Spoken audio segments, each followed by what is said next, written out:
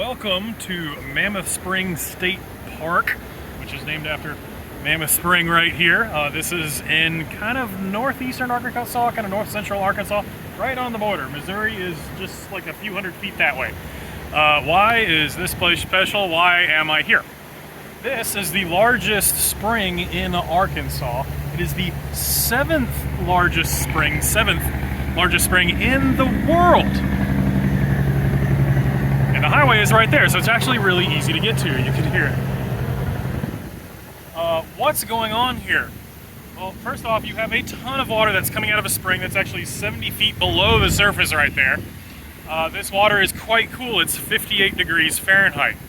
It is 58 degrees Fahrenheit because the average temperature here year-round is 58 degrees. So if you took the temperature every minute for the entire year, it should be about 58 degrees Fahrenheit, which is what the ground temperature is if you go just a few feet down. It's one of the reasons why geothermal could actually work quite well around here, is because, you know, in the wintertime, 58 degrees can be a little bit warm, and it's certainly nice and cool. In the summertime, which is when you see old homes, they actually will kind of be built into the ground a little bit. Homes that are like 100, 200 years old, you know, when it's hot out in the summer, you dig into the ground. Anyway, why is this spring here in terms of geology?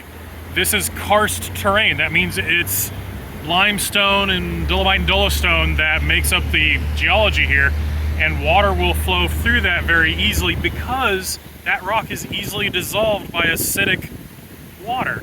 Why is the water a little bit acidic? Because rainwater will react a little bit with the CO2 in the atmosphere, turn into a little bit of, bicarbonate acid, I think. Also, it will react with some of the organic material on the surface when it's just seeping into the ground, moving through a little bit of the organic material in the soils.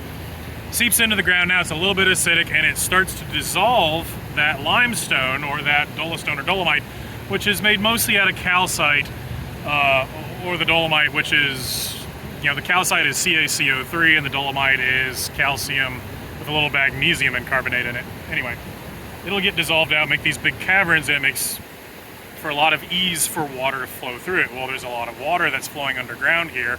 That's from a river far to the north of here. Flows underground for a while, comes south, upwells out of the ground. So this is actually water that fell in Missouri from rainfall, and now it's kicking up here, and it's just a massive, massive spring from rainwater that's hitting, you know, miles and miles to the north of here. So really neat spot, really easy to get to. It's kind of in the middle of nowhere, but if you're ever traveling kind of, you know, east or need to go up through St. Louis, consider kind of coming up through this area in Mammoth Spring, seeing this. It's free. It's kind of cool. There's an old hydroelectric dam that's just a couple of football fields that way. It's kind of neat to look at.